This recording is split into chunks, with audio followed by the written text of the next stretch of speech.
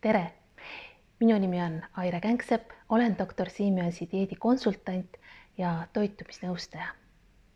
Kui sa seda videot siin praegu vaatad, siis tõenäoliselt otsid sa omale sobivat meetodit kaalu langetamises.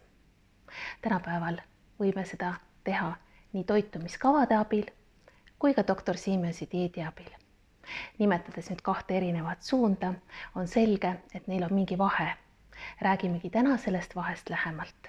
Toitumiskava on sinu jaoks spetsiaalne menüü, mille paneb kokku kas toitumisnõustaja, toitumisterapeut või pädev arst. Ja selle menüü abil hakkad sa kaalunumbrit langetama.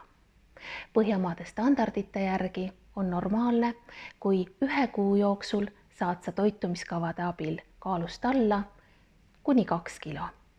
See 2 kilo on tegelikult veidi paljugi.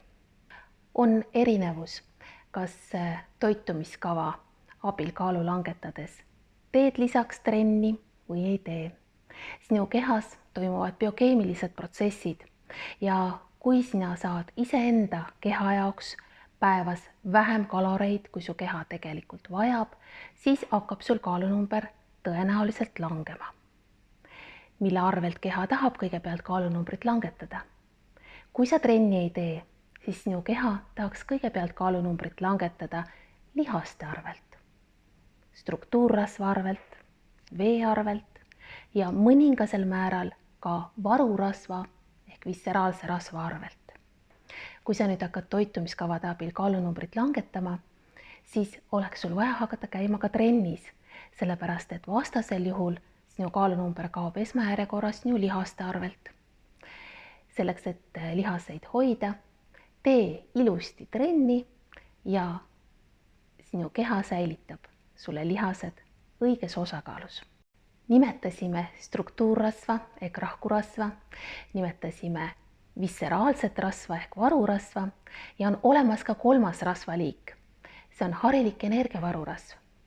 Keha kasutab harilikku energiavarurasva ja struktuurrasva ehk rakurasva igapäevaselt ja samamoodi ta seda ka igapäevaselt uuendab.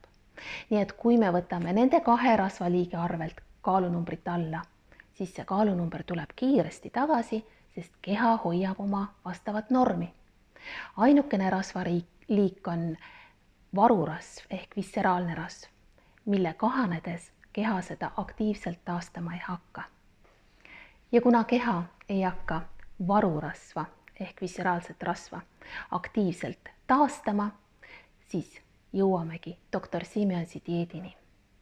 Aastatel 1950 kuni 1970 tegi doktor Albert Siemens oma Roomas asuvas erakliinikus kliinilisi katseid. Ta viis läbi kliinilise uuringu. See uuring on meil ka siin Eestis olemas. Ta on leitav meie kodulehelt ja selle uuringuga tutvudes on võimalik täpsemalt aru saada doktor Siemionsi dieedi olemusest.